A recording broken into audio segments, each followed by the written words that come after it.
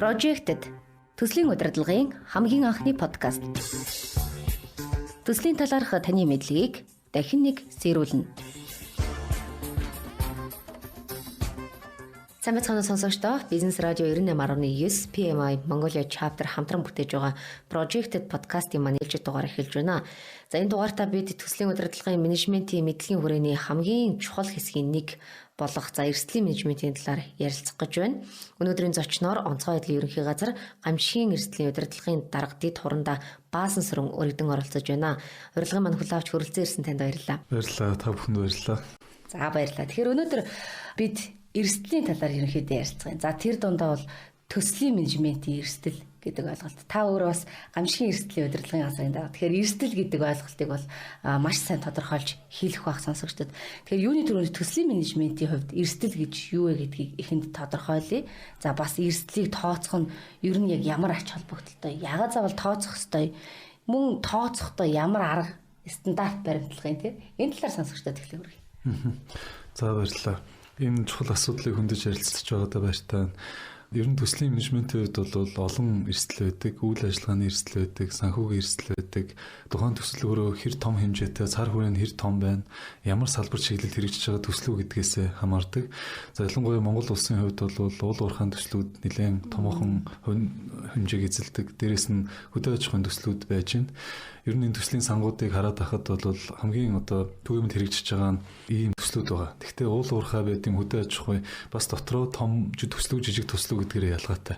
За том төслүүдийн хувьд эрсдэл гэж юу вэ? Эрсдлийн менежмент гэж юу вэ гэхэлэр ерөөсөө эрсдэл гэхэлэр хамгийн түрүүнд ойлгогдож байгаа ойлголт бол аливаа тодорхойгүй хүчин зүйлийг илэрхийлж байгаа.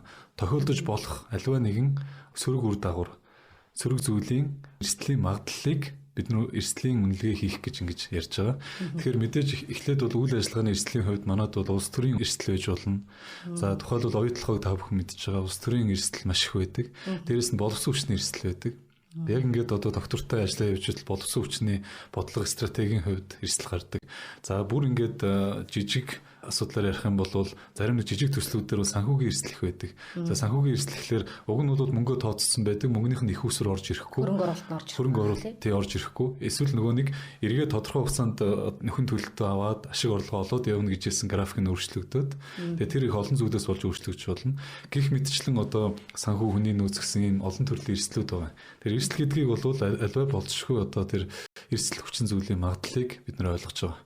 За эрсдлийг тооцох нь ямар ач холбогдолтой вэ гэхэлэр мэдээж гарч болцшгүй альва нэг тэр давагдшгүй хүчин зүйл өөрийн хяналтаас гарсан тийм хүчин зүйлийг бид нэр тооцсноороо төслийн үр ашиг нэгдүгээрт нэмэгдэнэ. Хоёрдугаарт эрсдлийг тооцсноор нөгөө төслийн 2 жилийн байдаг юм уу 3 жил 20 жилийн графиктай ажиллаж байгаа төслүүд байна шүү дээ. Тэгэхээр цаг хугацааны хувьд үйл ажиллагаагаа зөв хуваарлах юм боломжтой болдог. Эрсдлийг тооцсноор хамгийн чухал үр ашиг нэмэгдэнэ. За мэдээж энийг тооцоход бол олон улсад олон стандарт зүйлүүд мөрдөгддөг. Ер нь төслийн менежмент гэдэг тусдаа нэг боловсролын зэрэг олгодог, тусдаа шинжлэх ухаан л да. Олон улсад хүмүүс энэгээр сурж төгсдөг тийм ээ. Тэгэхээр Австрали, Шинэ Зеландын тухайлбал ISO 31000 гэ сүүлд нь бас Монгол улсын стандарт болоод MNS 31000, 31010 гэд ийм стандарт байгаа. Өөрөөр хэлбэл Монгол улс энэ төслийн эрсдлийг үнэлэх чиглэлээр, эрсдлийн менежментийг хэрэгжүүлэх чиглэлээр стандарт байдаг гэсэн үг. Тэгээ энийгээ бас дагаж мөрдөх ёстой. Яг энэ нэг дагаж мөрдөх хүрээндээ эрсдлийг хэрхэн зөв тодорхойлох уу?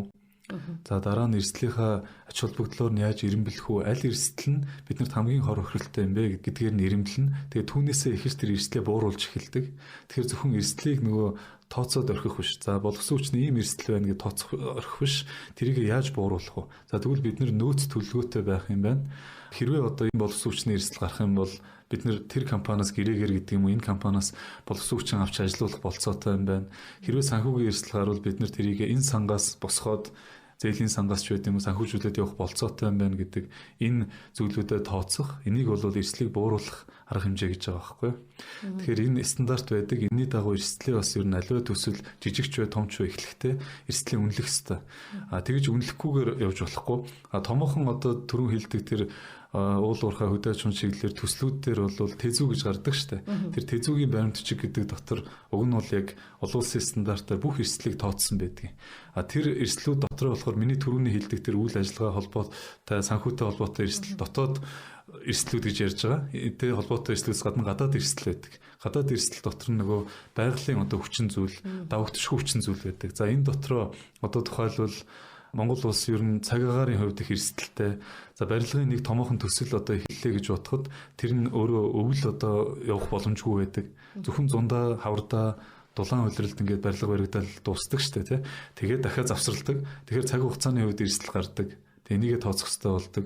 Дээрэс нь газар хөдлөлт гэж нэг айхтар юм байна. Яг бид нар хэдийгээр сайн мэдэхгүй ч гэсэн энэ бол эрсдэл мөн үер байж гин, ган зуд байж гин, фермерийн чиглэлээр үйл ажиллагаа явуулж байгаа хүнэгчүүд байж гин. Эдний хувьд бол энэ байгалийн эрсдэл гэдэг хамгийн чухал. Ган байвал яах вэ тийм ээ? Мэдээж бэлчээрийн одоо өхрийн ферм байхад өхөр нь одоо идэх хоол хүнсгүй болно гэсэн үг. Тижээл гарахгүй, хадлан авахгүй байна гэсэн үг. За зуд болдог, зудад нөгөө малын өвчин гардаг тийм ээ? Энэ болгоноос чи явуулаад нөгөө тэр мал аж ахуйн өөр эрсдэлд ордог. За мөн одоо ногоо тариалан бод байж гэн ногоо тариад жижиг дунд бизнес эрхлээ явж байгаа хүмүүсийн хувьд үерийн эрсдэл одоо маш өндөр байдаг. Ногоогоо тарьсан байдаг, үер тарьсан ногоог нь урсгаад явчихдаг. Айл өрх бизнес бол өөрсдөө зээл авцсан байдаг. Ингээ байгалийн эрсдлийг манайхан бас тооцож чадахгүйгээс болоод нэлээд олон удаагийн тийм хохирол амсч ийсэн бодит жишээнүүд бол бас байдаг. Тэгэхээр одоо монголчууд бол тэгж ярьдаг шүү дээ. Жишээлбэл одоо газар тариалан эрхлэлээ ч юм уу тэг ингээд явахад за юмыг яаж мэдэх үү? Одоо таны хэлдгээр ийм эрсдэл гарч магадгүй гэж хэлэхээр за амны бэлэггүй муу ёрлоо ч гэх юм уу те зөвөр энгийн нэг үрхайлдарч жишээ авахд юм уу те. Тэгэхээр тэгвэл энэ олон одоо жишээлбэл томоохон төслүүд хэрэгжиж явж байла хөдөө аж ахуй уул уурхайн салбар. Тэгвэл энэ олон байгалийн давтшгүй хүчин зүйлээ эрсдэл гарахад эдгээрийг одоо бүр мөсөн сэргийлж чаддгүй маа гэхэд ядаж бууруулах арга зам нь юу байдгийг яаж тодорхойлж тэрийг төлөвлөх ёстой байдаг юм бэ? Альва төсөлд бол эрсдлийн менежментийг заавал хэрэгжүүлэх ёстой байдаг юм байна.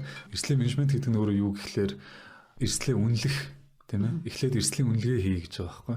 Тэгээд эрсдлээ үнэлсний үндсэн дээр ямар эрсдэл биднэрт одоо илүү тулгамдж байгаа юм бэ гэдгээ гаргаж ирнэ. За тэгээд мэдээж одоо томоохон төслүүдийн хувьд бол би түрүүн хэллээ. Тэр илүү одоо яг наривчилсан болцшгүй одоо аваар осол байгалийн үзэгдэл дээр ингээд дүн шинжилгээ хийгээд эрсдлийг нарийн одоо үнэлдэг. Энийг үнэлдэг бас аргачлалууд байдаг. За жижиг төслүүдийн хувьд бол бас одоо юм аргачлалууд байдаг.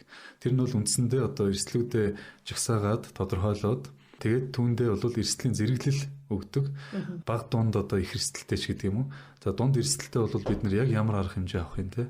Тухайлбал одоо хувь хүн би ингээд машин бариад гаргая гэж бодъё те. Тэгэхэд энэ эрсдэл мөн үү? Мөн шүү дээ. Өдөр болгон зам дээр хичнээн осол болж байна. Бид нар тэр эрсдлийг мэддэг тийм ээ. Гэхдээ мэддэг хэрнээ машина бариа явдаг. Бид нар юунд найддаггүй гэхээр эрсдлээ бид нар бууруулж чадна гэж. Өөрөөр хэлбэл альва халтаргаатай бол дугуйгаа сольчих тийм ээ. Хамгаалтын бүсээ зүүсчий яг үн тийм. Тэр чинь эрсдлийг бууруулж агарах хэмжээ байхгүй юу? Тэгэхээр төсөл төр мөн адилхан. Эрслийнхаа төвшинг тодорхойлоо. За ийм эрсдэл байгаа юм байна. Тийм ээ.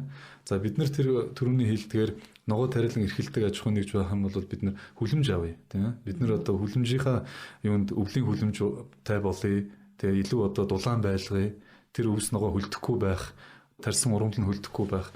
За дээрэс нь байгалийн хүчин зүйл гэдэг бол угаасаа нөгөө цаанаасаа хэлсэн хэлээгүй тэгэл болдог. Бид нар тэрэн дээр бол арга хэмжээ авахд хэцүү. Бид нар дасан зохицуулж чадна. Тэрэн дээр бид нар дасан зохицох арга хэмжээг авна. Өөрөөр хэлбэл эрслийг бууруулах арга хэмжээг авч байгаа байхгүй юу?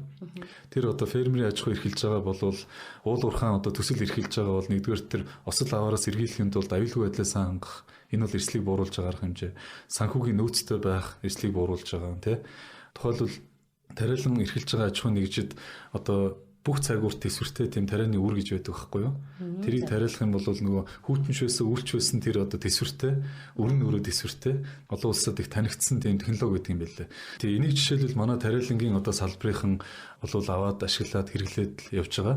Тэгээд тэгэхээр одоо хэдийгээр жоохон үн өртөх нь өндөр ч гэсэндээ тийм үрийг нь аваад суулгаад тариагаа тарьчих юм бол цаг урт илүү төсвөртэй болж байгааз эн чинь бас эрслийг бууруулж байгаа арга хэмжээ Аливаа төсөл бол яг тэр төсөл эхлэхээс өмнө л одоо эрсдлийн үнэлж явах хэрэгтэй. Тэрнээс биш нэг барилга барина гэж төсөл аваад барилгаа барьцныхаа дараа надад ямар эрсдэл байгаа вэ гэж явах биш. Араас нь явахгүй. Өмнөөс нь явна. Одоо жишээлбэл байгаль орчны нөлөөлийн үнэлгээ гэж байдаг шүү дээ. Энэ нөлөөлийн үнэлгээг бол бүх төслүүд хийх хэрэгтэй. Жижиг томч байсан. Тэгээ юм яг ингээд одоо төрөөс стандарт хуулиараа ингээд шаардлага тавиад байгаа юм олон юмнууд байна л да. Тэгээ эднэр дээр л манайхан жоо ач холбогдол өгөөд нэг хэрэгжүүлэх хэрэгтэй байхгүй юу. Тэгээ манайхан нөгөө эрсдлийн үнэлгээг яг зарим компаниуд хийж байгаа юм. Хийчээд нөгөө явцын хяналт гэдгийг хийдгүү. Тэ үнэлгээ хийчээд төлөвлөлчлөө. За ийм гарвал бид нэр ингэчнэ. Тийм ээ. Ослохоор бид нэр ингэчнэ. Эндээс ийм одоо галын анги дуудчихна. Тэ ийм одоо аврагчд дуудчихна гэдэг жишээлбэл ингэдэг. За тэрийгэ төлөвлөлчөөд үнэхээр энэ бодит байдалд нийцч гэнэ үү гэдгийг дахин мониторинг хяналт хийж явах хэрэгтэй. Одоо байгалийн гамшиг гэдгээсээ гадна нөгөө хүнтэй холбоотой гамшигуд байна шүү дээ. Тухайлбал тэр үйлдвэрийн осол гэж байна. Техникийн одоо ослууд байна те.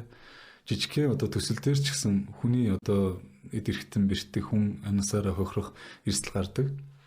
Тэгэхээр энэ олгоныг л нэг бүрчлэн тооцоод аргачлан байж гэн. Төсөл болгон өөрсдөө нэг жоохон санаачлаг гаргачих юм бол тооцож болж байгаа байхгүй. Тэгэхээр тэрийгэ дагаад нөгөө санхүүгийн эрсдэл чинь буурна, алдагдал чинь буурдаг. Ийм л юм байна. Ер нь аливаа эрсдлийн үнэлгээ юмд урьдчилаад хөрөнгө оруулах юм бол тэр нь дараа нөгөө гарч байгаа хохирлоосоо бол үргэлж бага байдаг. За подкастын маань цаг энэ хүрээд дуусч байна. Өнөөдөр бид хоёр эрсдлийн менежментийг амжилттай удирдахад төлөвлөгөөгөө боловсруулах, эрсдлүүдийг тодорхойлж, нөлөөллийн чанар зэрэглэлийг нь үнэлэх, хэрвээ эрсдэл тулгарх юм бол авах хариу үйлдэлээ төлөвлөж, бууруулах арга хэмжээ авах, мөн эрсдлээ хянах гэсэн үе шатуудын талаар ярилцлаа. Мөн төсөл хэрэгжиж эхлэхээс өмнө эрсдлээ үнэлж хөрөнгө оруулах юм бол дараа нь тулгарх эрсдэл, тэрний хохирол үргэлж бага хэмжээтэй байж сөрөг эрсдлүүд буурдаг тухай ярилцаж та бүхэнд хүргэлээ. Студид хүрэлцэн ирсэн танд баярлалаа. Ажлын амжилт хүсье. За баярлалаа. Амжилт хүсье. Projected төслийн удирдлагын хамгийн анхны подкаст.